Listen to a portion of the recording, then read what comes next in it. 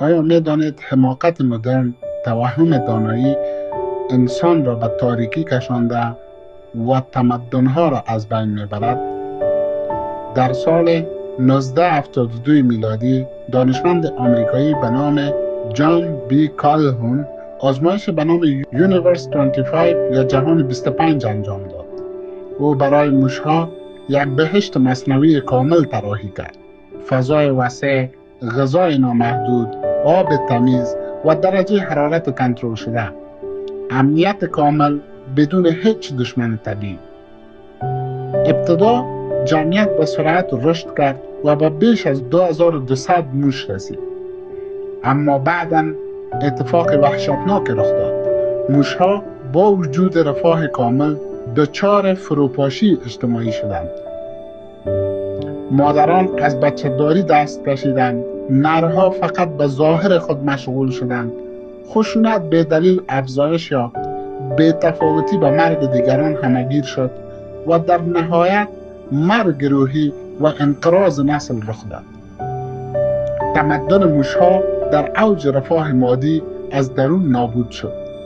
این آزمایش دقیقاً آینه وضعیت امروز ماست. ما انسان‌های عصر دیجیتال که فکر می‌کنیم باهوشترین نسل تاریخ هستیم، در حالی که در قفس الگوریتم‌ها و صفحه نمایش‌ها انسانیت خود را از دست می‌دهیم. حالا اینجا یک سوال مطرح میشه: داستان موش‌ها چی ربطی به انسان‌ها دارد؟ در آزمایش جهان 25 موش‌ها تمام امکانات غذا، امنیت و مسکن را داشتند، دقیقاً مثل انسان مدرن که با یک دکمه همه چیز را فراهم می‌کند. اما نتیجه این شد که موش‌ها دیگر به زندگی فکر نمی‌کردند، آنها فقط زنده بودند. این دقیقاً همان حماقت مدرن است. وقتی شکم، سیر و ابزار مهیا باشد، انسان از تکاپو باز می‌ماند و عقلش بدون استفاده می‌ماند. در گودال موش‌ها مفاهیم سنتی مثل حمایت از خانواده و مراقبت از فرزندان از بین رفت. موش‌ها به هم به احتمام شدند و حتی به مقدسات غریزیشان پشت کردند. قرآن شریف میگوید تمدن‌های گذشته در اوج قدرت سقوط کردند چون غافل شدند. آزمایش موش‌ها ثابت کرد که وقتی ارزش‌های اخلاقی از بین برود، حتی اگر طلا از آسمان ببارد، آن تمدن نابود می شود. کالهون واژه به نام با اطلاق رفتاری را به کار برد. یعنی وقتی جمعیت زیاد شد و همه درگیر کارهای بیهوده شدند، هوش جمعی سقوط کرد. امروزه میلیون ها نفر در تیک تاک یا اینستاگرام کارهای احمقانه همدیگر را تکرار میکنند. این همان حماقت خطرناکی است که قرآن هشدار میدهد، جایی که مردم به جای پیروی از حقیقت از اکثریت نادان پیروی میکنند. شاید بگوید ما که به اندازه دیگران یا در رفاه آن موش‌ها نیستیم، پس چرا در خطر باشیم؟ رفقا، فاجعه اینجاست: آن موش‌ها وقتی همه چیز داشتند حیا و عقلشان را از دست دادند، اما ما در حالی که با هزاران مشکل اقتصادی و اجتماعی می جنگیم، داوطلبانه عقل و حیایمان را به یک موبایل 15 سانتی متری فروخته ایم. آنها از خوشی زیاد به فنا رفتند، ما از غفلت زیاد. بیایید با نگاه علمی و واقع‌بینانه بررسی کنیم چرا امروز تعداد فالوور معیار فهم و ارزش شده. چرا کسی که حرکات سخیف در تیک تاک انجام می‌دهد بیشتر از یک عالم دینی شنیده می‌شود؟ چرا بی‌حیایی را آزادی و هوشمندی نامیده‌اند؟ شما لایف های تیک تاک و اینستاگرام که در آن کرامت انسانی با سکه و الماس مجازی به احراج گذاشته می‌شود را می‌بینید. افرادی که گاهی حتی هویت واقعی خود را پنهان می‌کنند، با نمایش‌های سطحی و تحریک‌آمیز هزاران دلار کسب می‌کنند، در حالی که ارزش‌های اخلاقی و انسانی به ابزار برای کسب درآمد تبدیل شده. افراد باسواد محدود و اندک که حتی نمیتوانند یک پاراگراف منسجم و درست بنویسند امروز میلیون ها فالوور دارند و خود را لایف کوچ و مشاور زندگی معرفی میکنند. این پدیده نمونه از دیکتاتوری الگوریتم است که جذابیت ظاهری را بر عمق دانش ترجیح می‌دهد. پدیده‌ای که در جوامع در حال گذار مثل افغانستان پس از سالها جنگ و تحولات اجتماعی با سرعت بیشتر در حال گسترش است. قبلا الگوهای مردم شخصیت‌های خبره و فرزانه مانند مولانا جلال الدین محمد بلخی، خواجه عبدالله انصاری، علامه محمد انوری، استاد خلیل الله خلیلی و دیگر عالمان و ادیبان افغانستان بودند که نماد حکمت، ادب و اخلاق به شمار می رفتند. اما امروز الگوهای بسیاری از جوانان همان افراد تیک تاکی و فیسبوکی شدند که در وجودشان حتی ذره از خرد و ادب و اخلاق دیده نمی شود. اگر حس میکنید این پیشرفت در واقع یک سکوت آرام اما خطرناک است، تا آخر این ویدیو با من همراه باشید. حماقت مدرن به تعبیر دقیق اطلاعات فراوان بدون حکمت است. انسان دوران گذشته با مشاهده ستارگان راه خود را پیدا میکرد، اما ما با وجود جی پی اس های پیشرفته گاه حتی راه زندگی را گم کرده ایم. بیسوادی در عصر ما شکل عوض کرده.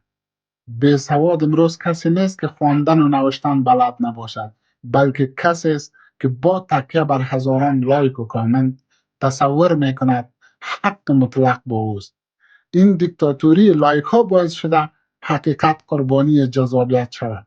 قرآن کریم قرنها پیش این وضعیت را با دقت توصیف کرده است. خداوند متعال در سوره روم آیه 7 می‌فرماید آنها فقط ظاهر از زندگی دنیا را می‌دانند و از آخرت غافلند. تمسخر مقدسات و معیار شدن آن برای تمدن.